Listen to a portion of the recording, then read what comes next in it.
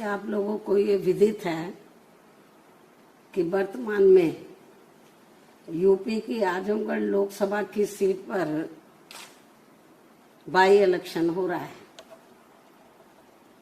इस by election में उपचुनाव में बीएसपी ने भी श्री शाह आलम उर्फ गुड्डू जमाली को चुनाव के मैदान में उतारा है। जो हमारे ये उम्मीदवार यहाँ के स्थानीय निवासी हैं तथा ये बीएसपी से कई बार विधायक भी रहे हैं। इन्होंने कोरोना काल में वह बाढ़ आदि के समय में भी पीड़ित लोगों की काफी मदद की है। वैसे भी ये अक्सर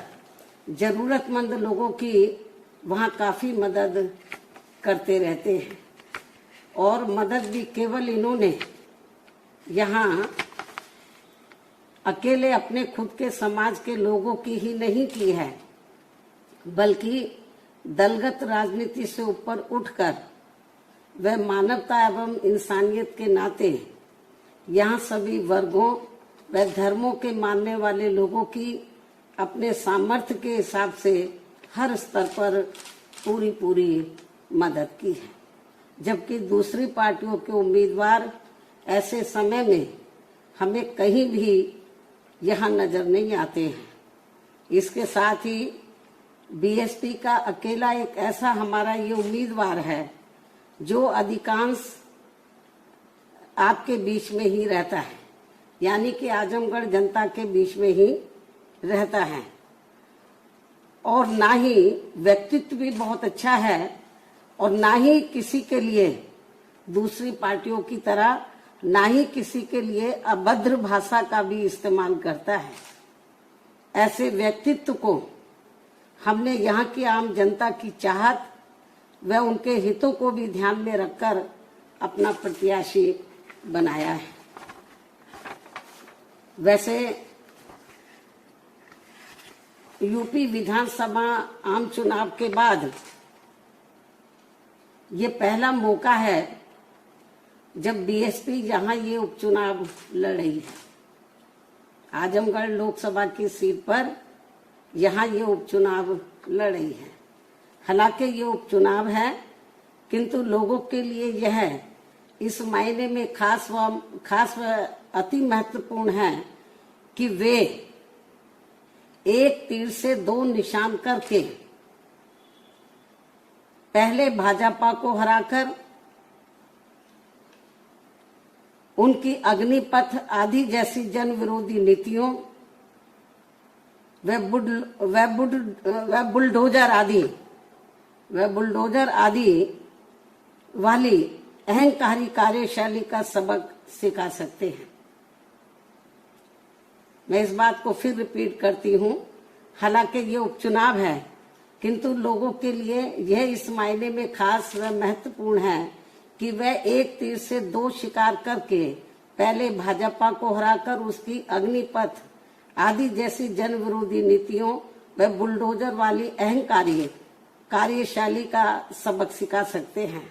और साथ ही सपा को भी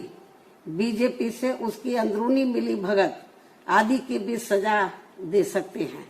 जिससे ये पुनः स्थापित हो जाएगा कि खासकर यूपी में भाजपा को चुनाव में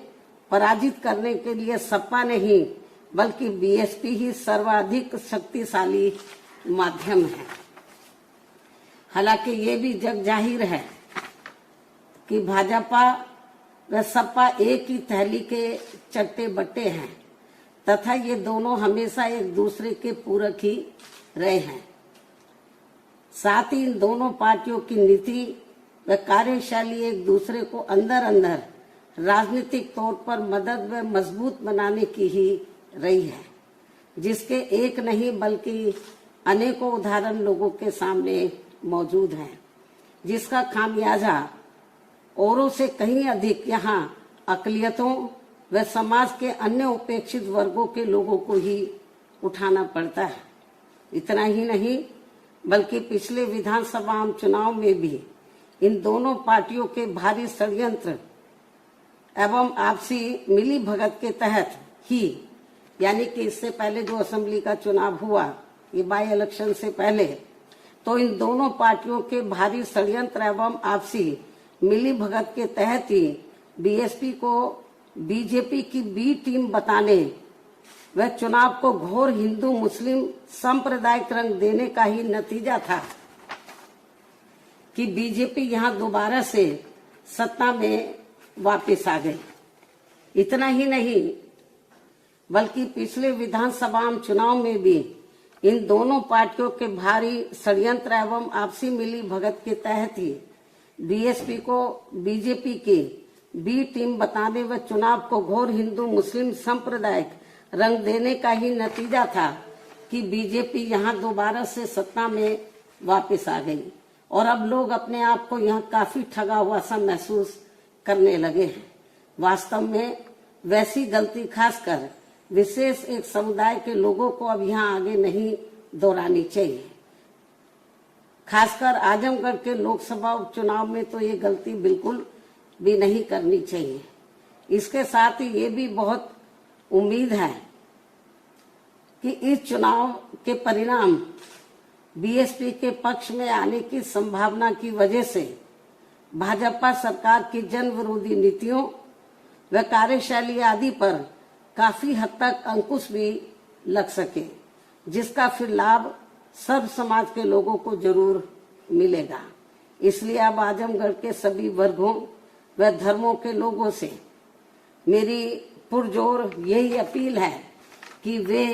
यहां से बीएसपी के उम्मीदवार को जिताकर प्रदेश व देश को जनहित व देश हित का बड़ा संदेश जरूर दें। इस उम्मीद के साथ ही अब मैं अपनी बात यही समाप्त करती हूँ। धन्यवाद।